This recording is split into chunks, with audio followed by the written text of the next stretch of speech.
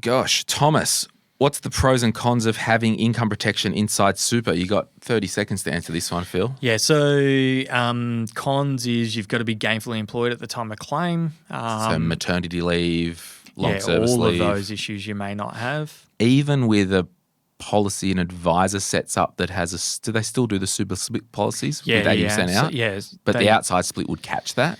Correct. Okay, cool. Yeah. So there are some, if you set up a policy with an advisor, actually these days, all your income protection policy can be paid through super, and they give you this free benefit outside of super, which don't understand how they do it, but they've passed it by their legal ATO team. ruling, CIS Act ruling, ATO ruling. They've ran it by their lawyers. We'll take it.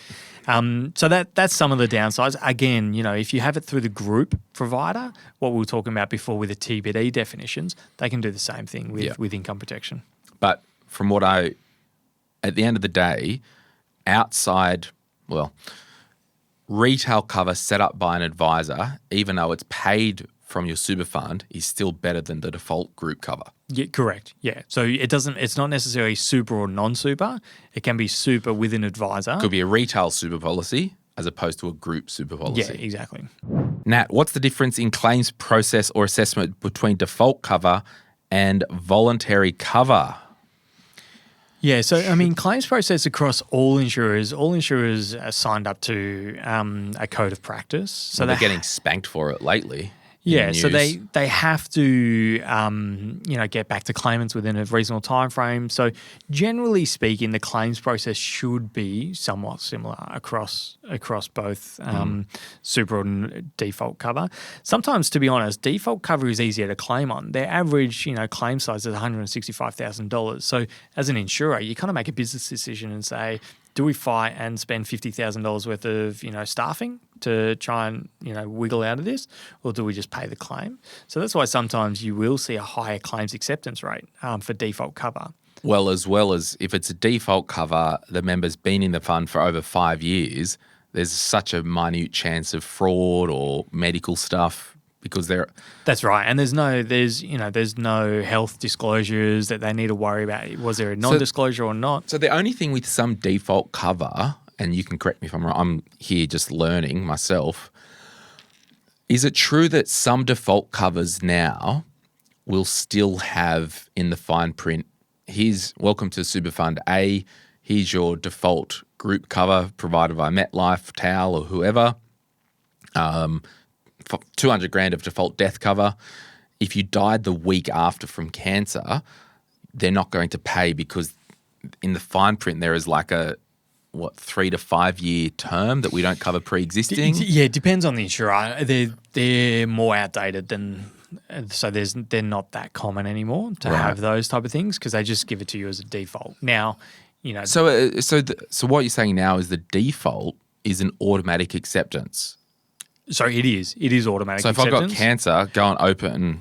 No. So Okay. yeah, that's a great question. I don't believe if you have a known diagnosis. Right. But it goes back to if your house is on fire, don't try and call the insurance company. Yeah. Sure, you might get it paid and be fraudulent, but don't expect when the house is burning to call the insurance company and go, yeah, we'll issue the cover. And then when you go to claim 3 weeks later, they decline it. Yes, exactly. Yeah, okay. I think I read Nat's question as the difference in default and voluntary cover. The way I see it is like, well, I've got default cover of $300,000 and I call the same super fund in the group policy and add in a $500,000 group cover. It would be the same because it's the same insurer, right? Well, or are you saying they might carve off the default? Yeah, so if you go and increase cover within the super fund, sometimes depends on the policy at the time you set it up, but there may be exclusions on that additional amount. Yep. Versus, the default cover is like $150,000. It's so minor. Yeah. I think the biggest out of the top four. But I mean, the claims process would be pretty similar. It will be similar, but they will want to know if there's any non-disclosure issues, Right. or they will go through that, disclosure at the time of application. Was that true? Was that correct? So there could be a case potentially where, it's a TBD claim. I had $200,000 of default cover. I increased it to 500, 300. there could be a case where I make a mental health claim and say, hey, we'll pay the default cover, but we're not paying the increase. Yeah, that's right, because it was a non-disclosure. Because you filled out that questionnaire on the couch at home, and you just accidentally ticked no. Yeah. Okay. Okay. 2 quickies, as they say in the business.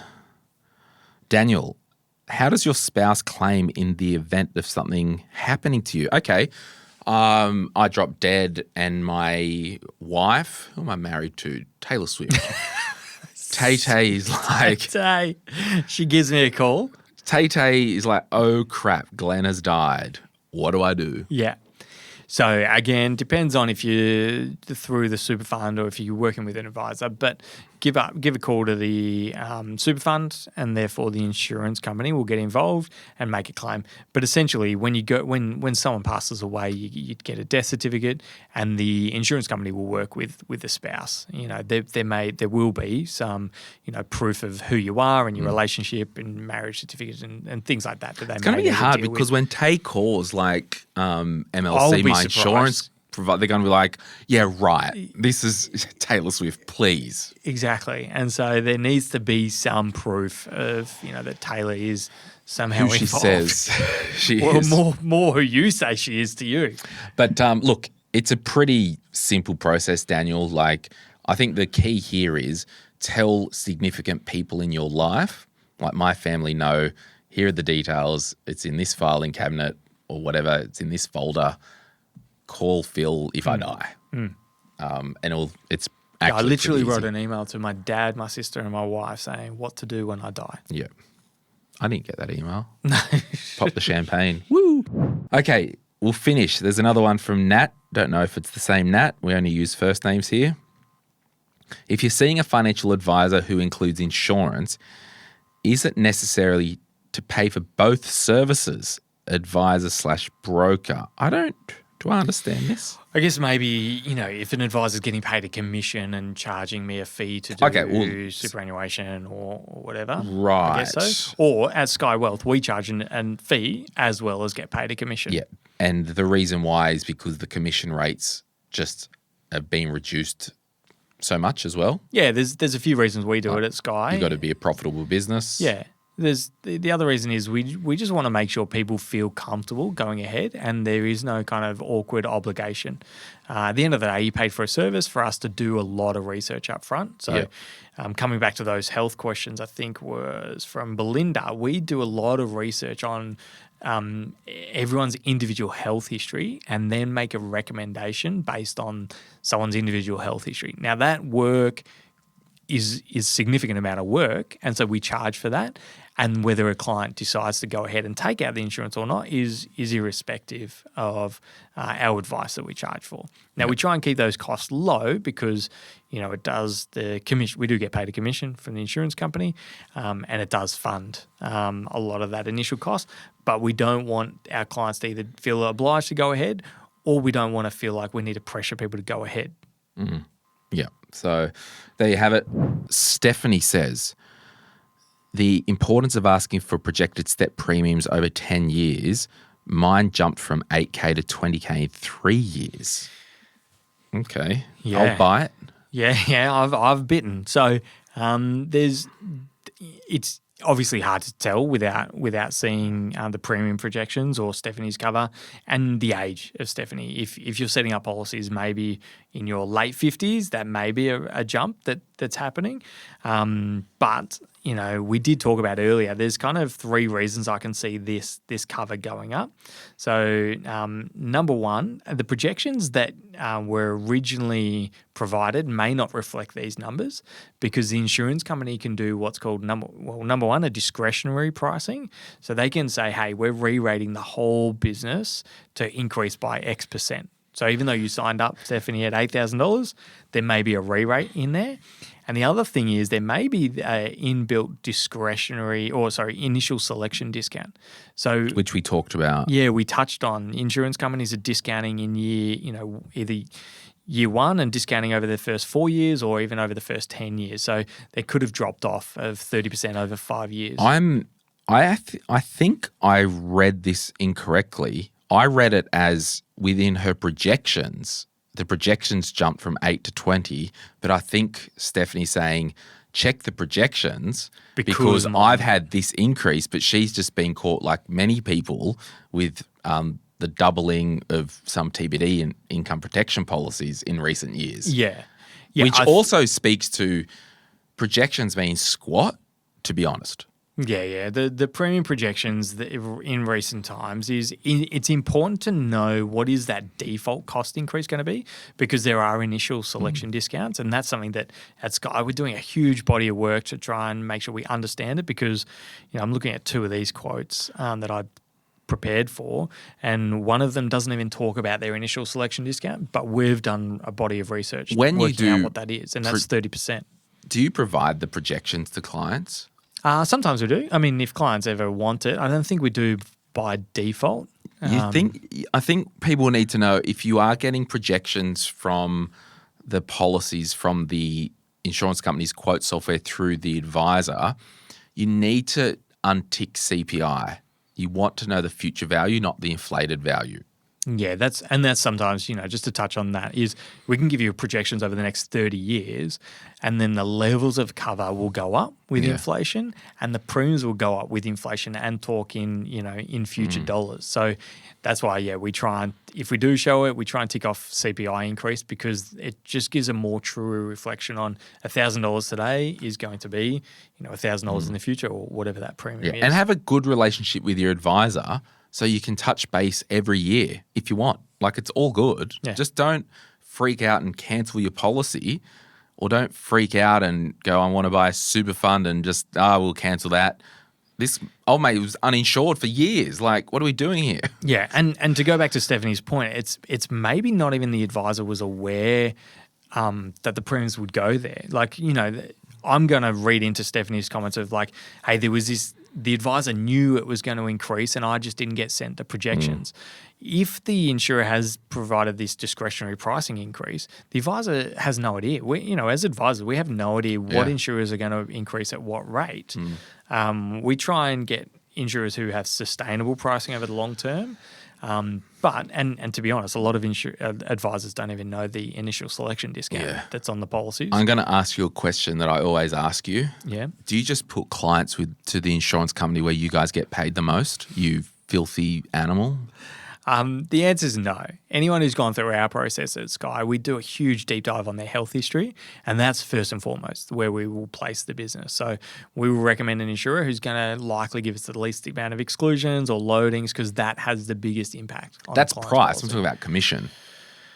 Well, so that's our product selection. Yeah. So we select based on that. Now, regardless of which insurer we select, we get paid the same percentage. Because that's legislated law. Exactly. Yeah. Awesome. So we may say, hey, Glenn, go with this insurer. They're going to charge you a higher premium. But they'll cover your medical condition. Yeah, correct. But we're only getting 2 exclusions instead of 3, and that's why we're doing it. And we have that all pretty openly available in our advice. Gaurav, if that's how I pronounce your name, apologies if it's not correct. What is the recommended income protection waiting period if I have a 1-year cash buffer?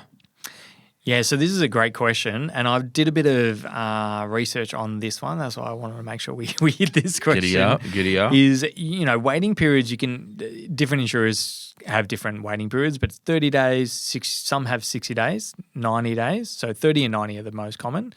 Some have 60 days, some have 6 months, some have a year, some have 2 years. So I just did a quote for myself as a financial advisor on $150,000 a year, so 70% replacement of that income, which is a decent amount, and moved a 90-day waiting period to a 2-year waiting period. And the price went from, with this one insurer, who actually wasn't even the cheapest when I did a few quotes, but basically went from just under $1,700 a year to just over $1,300 a year. Yeah. So it's a $390 per year savings in premiums. Happy days. We're saving money, but we've gone from a waiting period of 90 days to 2 years. So when you factor in, if I went on claim and had to wait that long and couldn't earn an income, then that's a significant drop in income. So yeah. It's just that's awesome. You got a 1-year cash buffer, but still do a 90-day.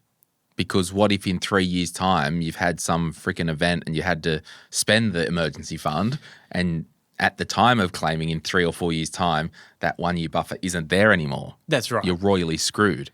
And so, this assessment, basically at claim time, I've lost $183,000 worth of income, pre-tax income, to save $390 per year in premiums.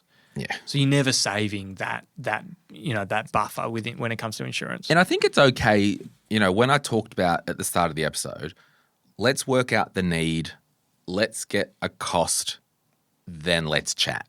A lot of people want to chat first. It's like, no. Let's work out the need. Let's work out some recommendations. Let's look at the cost. I think I told you a friend of mine, I referred them to Skye, and I think Trent was their advisor, did awesome job, and he texts me. He's like, "Oh, what should I do?" I'm like, "You shouldn't be asking me, but thanks for asking." Yeah, this is what you should do. Yeah, Skye's rubbish. Do what I say, not what they say. But I think what I'm getting at is based on their current situation, the recommendation was a 60-day waiting period, 2 months on income protection. And I'm like, that's fine. I think he had the price for the 90. I'm like, I think when we get to that let's chat thing, you're allowed to actually be a bit flexible and go, okay, well, Skye saying 60 days, I can probably beg, borrow and steal for a month if something happened. And I just said to Nath, I'm like, just do 90 days. Yeah. Like, it's all good. They've got a responsibility under law to issue advice that's tailored and appropriate and in your best interest.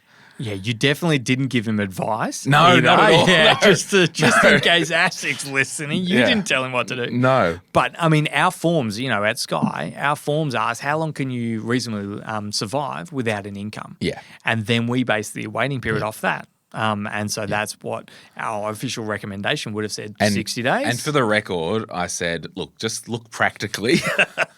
Do you think you could survive 3 months? Then make a decision. And that's probably why they had that quote option. In the meeting, Trent would have gone, hey, this is what you told us. Yeah. This is why we've gone a 60-day waiting period. This is what you've said. This is what the textbook recommendation is. Yeah. However, here's another option. Yeah. Alternative is 90-day waiting period. Here's the savings. Is that important to you? Or a 30-day waiting period. Maybe you want to just pay a bit more. Be a bit more conservative. And cover that gap. Yeah. So, and that's what I mean. Like, it's totally okay if insert advisor here recommends 1.1 death TBD, let's just call it $1 million each.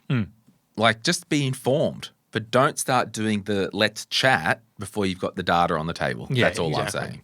And our big belief at Skye is we want to educate our clients to make informed decisions. 100%. And that's the most important thing. If we can say that we've educated you and you've made an informed decision to increase your cover, this friend, they increased some of their cover as well. Or if you've made an informed decision to dial back the cover, then happy days. As long as you've made an informed decision and, similar to this question, do you want to save $400 a year, but at claim time, if you and that can't $400 work, tax deductible, mind you. Yeah, exactly. If you can't work, you're losing out on $183,000. Yeah. So you just need to claim once for it to pay for itself. Finishing is basically a couple of questions here. Nathan asked, at what point should I dial back or cancel the income protection, trauma and death cover? Hey, there's another episode on Retire Right where we're basically in the title, it will say, when should I cancel my insurance? I'll just send you over to that episode on Retire Right because we're going to record that with Phil.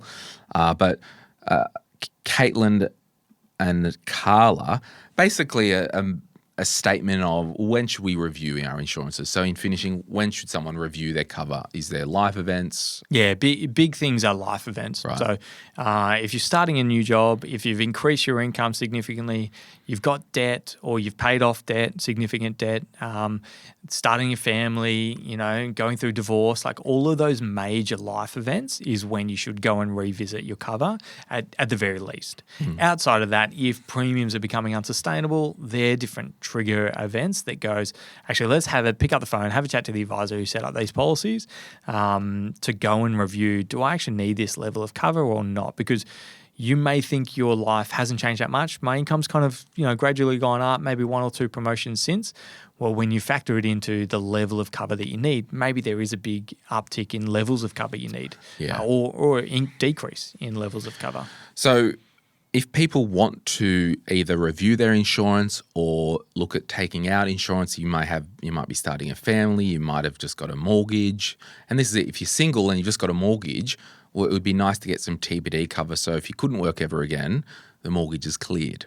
And I will say, as much as I'm here to promote Skye Wealth, and Phil's been a great supporter of the podcast and many listeners, Phil will send you back to your own advisor if you tell them that you've already got an advisor. So number one, go back to your advisor, because we really believe here that we respect professionals and their relationships. We're not here to steal business from anyone else. But what would you reach out? Yeah, you reach out. Reach out to any of our team. You can just go onto our website, skye.com.au, click Get Started, and then book in a phone call with any of our advisors. But if 12 months ago or 2 years ago you went to an advisor and they were good and set your policies up, don't go to Phil or Skye. Go back to your own advisor. Yeah, one thing, here, I'll get on my high horse here. Giddy up.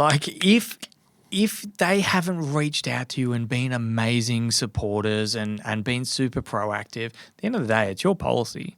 Go and call them up, because they, and that's why we tell people to go speak to your original advisor, because they'll know your situation. They'll know intimately why they set up the policies that they did. They may understand your health history as to why, maybe we've structured the policy this way, that we just won't have access or understanding of that. So that's why we're big believers in going to your original advisor, because, we charge a fee to help set up or amend policies with anyone who's not our client. But the original advisor who set up the policy may not charge you that fee. And if you're a friend of mine or you know me and you want insurance, go to Skye Wealth, but don't tell them Glen sent you. Just say you heard about them on the podcast, because I don't want the text messages. Hey, it's Glen here. Thank you so much for watching today's video. You made it to the end. Can I ask a favor? Can you hit that like button and maybe hit subscribe if you want to get notified when we release further videos just like this one, whether you watch the Money, Money, Money podcast or Retire Right. And remember, if you want to learn more about investing, I've got an investing book, The Quick Start Guide to Investing, and there's a link in the description to get your hands on a copy. Thank you so much. Bye.